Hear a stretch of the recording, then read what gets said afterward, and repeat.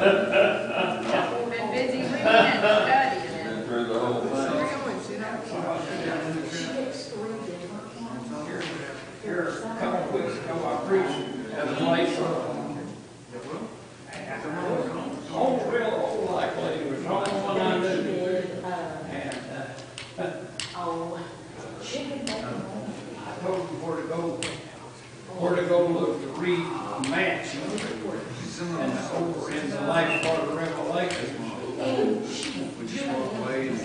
She said, I don't know how much scripture you quote. She said, you told me where they're at, everything. I don't know. I said, well, my memory is getting where it's not coordinated like it used to be. Anyway. How long have you been a Christian then? How long have you been a Christian? Since I was 17, I'm 83. I preached on baccalaureate service in graduation. I had 30, there was 30 of us kids in the senior class. This is that door? They said, we don't want our door in Missouri. Said, we don't want some of the outside preachers. We've got one right in our own class. Well, Then they wouldn't, the Church of God, they wouldn't ordain me. So I went, and I married a Church of God girl. So I went to Dad's mom's church when I was 5, 6 years old. I slipped off from the couple pole and ride the couple pole on the way, sticking out behind the way. It was cold, Mom missed me. And I right there riding on that casing pole this cold. She said, I will whoop you. I'm glad you was just there.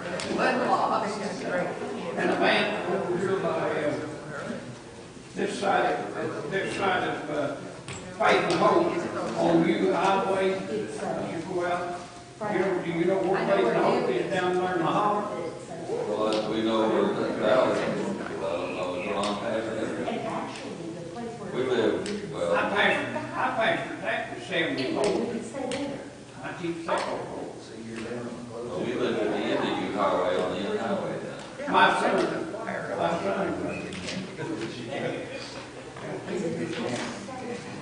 He go over to the church, and I preached him as a father. That's my daughter.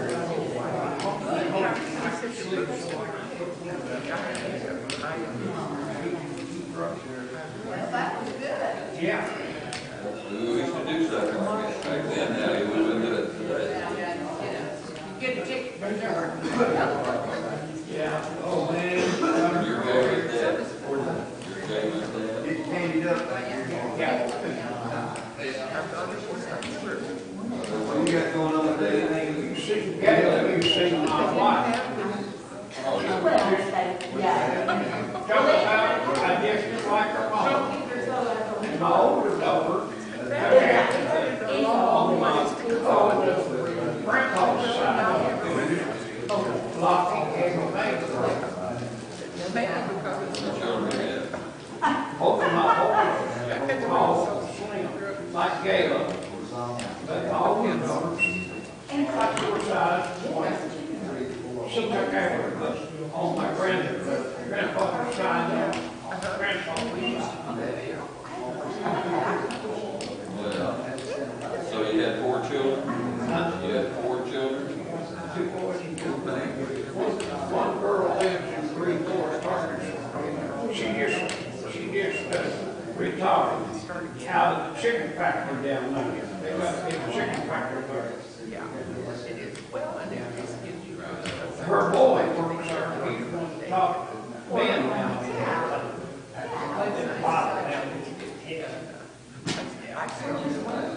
I'm going to sit down and get on my knees.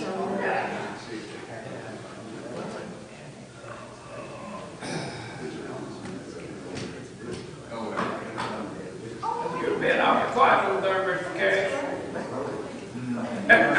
How are you, brother? When I went to church, Robert, you all right? How?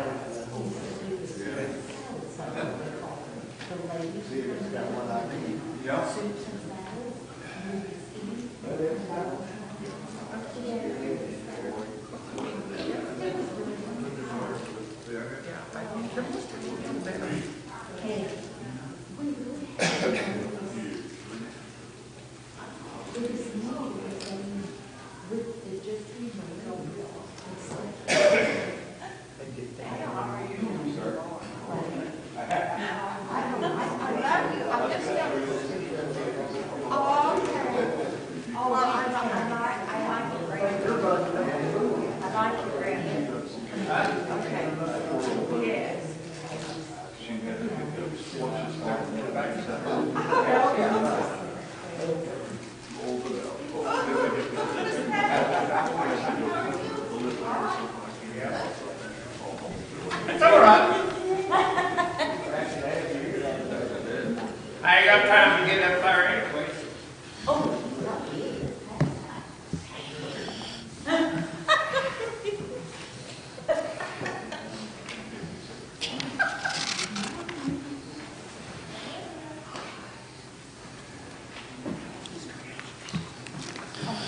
Well, good morning. Morning. It's good to be here this morning. Finally got a morning that, it's cold, but it's not been as cold as it's been the last couple of Sunday mornings. So, we are in chapter 3 if you have your book with you. If you need one, we've got a few down here in the front. Page 23, talking about authority in religion. Did you say 23? 23. Okay, gotcha.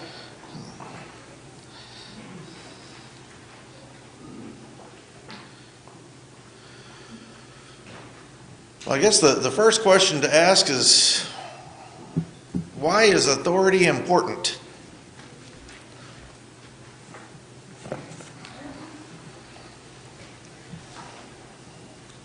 Well, without authority and law and order in our society, it would just be chaos. Okay. Yeah, without some rules, laws, direction, it would be, just chaos. And, excuse me.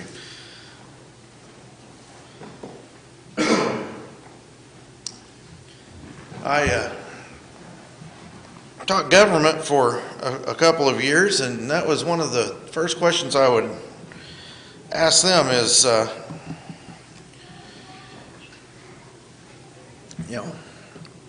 without some sort of government, we would be in a form of chaos.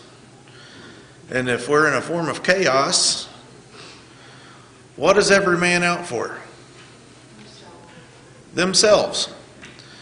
Okay? So when it comes to religion, it's the same way. Without authority, without rules, without laws for us to follow after,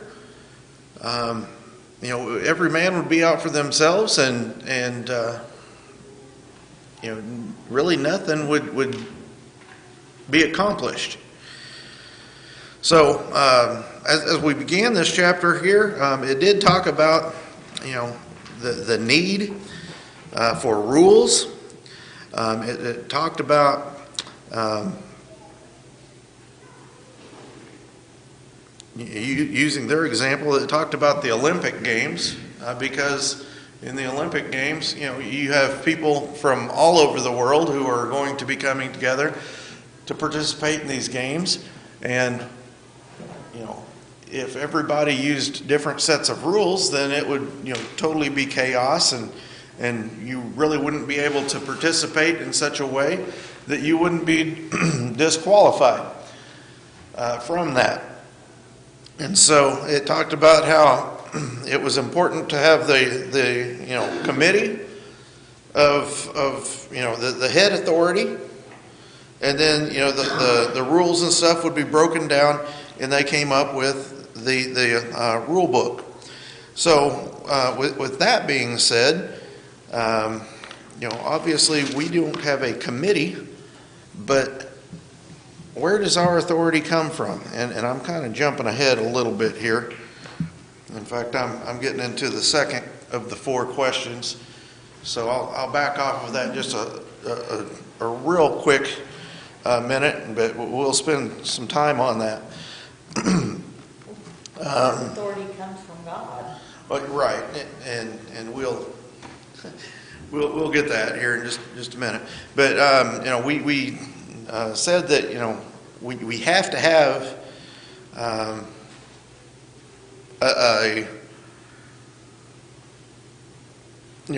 rules and regulations and whatnot. So before we jump into where or what our authority is in religion, I guess we ought to answer that question of what is authority.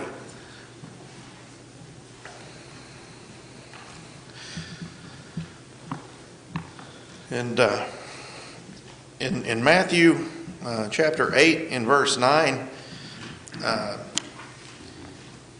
is a good example of biblical authority, or I'll say biblical authority.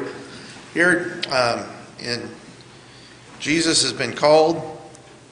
A centurion has asked for him to come and to heal his servant. And in verse 8, it says, "The centurion answered and said, 'Lord, I am not worthy that you should come under my roof, but only speak a word, and my servant will be healed.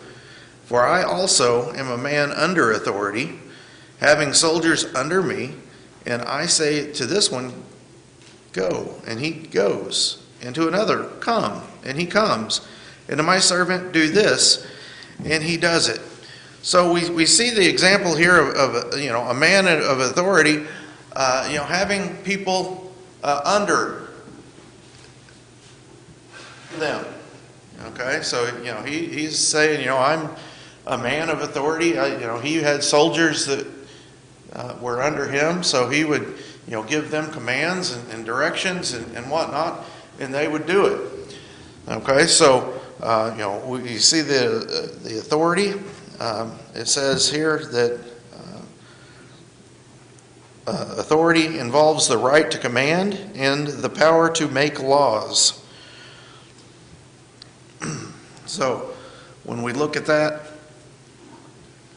now we can kind of get into that second question of who or what is the authority in religion, because obviously the authority that we have is going to be commands or laws, and that we must follow those. So who has the right to offer or make laws regarding how we should live our lives, especially our spiritual lives? And as Stephanie pointed out, definitely God. But what about those that look at other sources for their authority?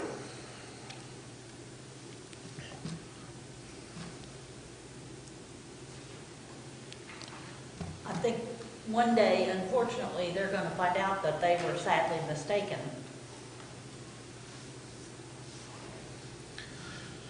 Okay. That they're going to be mistaken. Why do we say that? Is there a sole authority, or is there multiple authorities when it comes to religion? Okay, just one. Okay, so how do we come to the conclusion that God is that sole one authority? Through His Word. Okay, through His Word. Through His Word.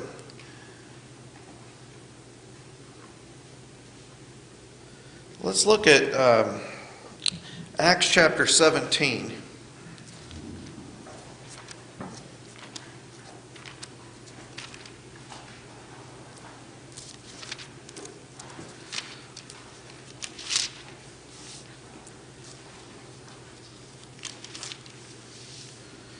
Okay, here in Acts chapter 17, in verse 24, again, this is where Paul is preaching to the people there at Mars Hill.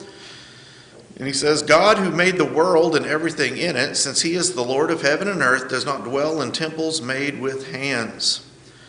Okay, so we see that, he is saying that God, made the world. He made everything in it. So as creator,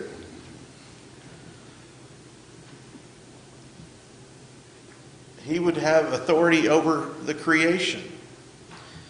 Think back to, when Jesus was standing trial there before Pilate. What does he tell him?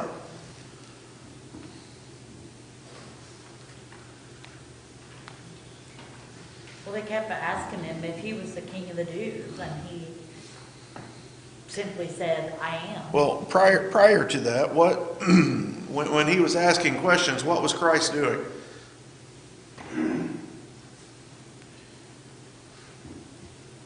Before we get to that point where he says, you say that I am.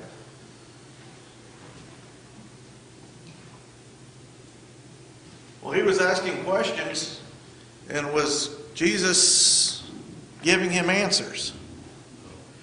No. And so what does he reply to Jesus when he stayed silent?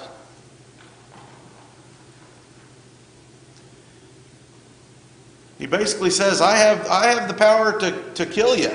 I have the power to release you. And what does Jesus say to that?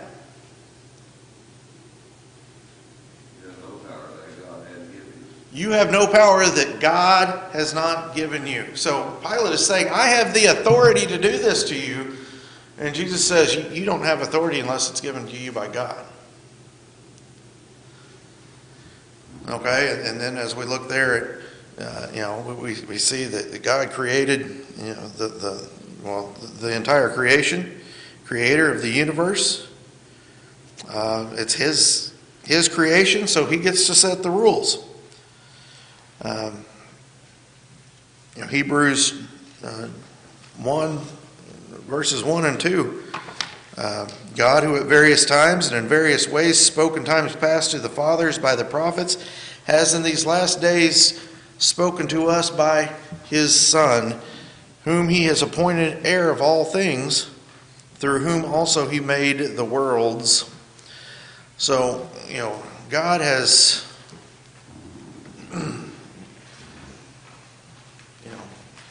And as we look through the Old Testament, we can see the different ways that he gave commands. On the video and everything, it talked about some of the miraculous ways there in Daniel, where the handwriting was on the wall. We talked about Balaam and the donkey, but obviously through the prophets and whatnot, where he was giving those commands. But here as we look, we see that Jesus now in the New Testament is giving the commands. He's heir of all things, so God has given him that power, given him that authority. And so that's something that we must also consider, because although Jesus is God, a different personality of the Godhead, oftentimes people don't necessarily look at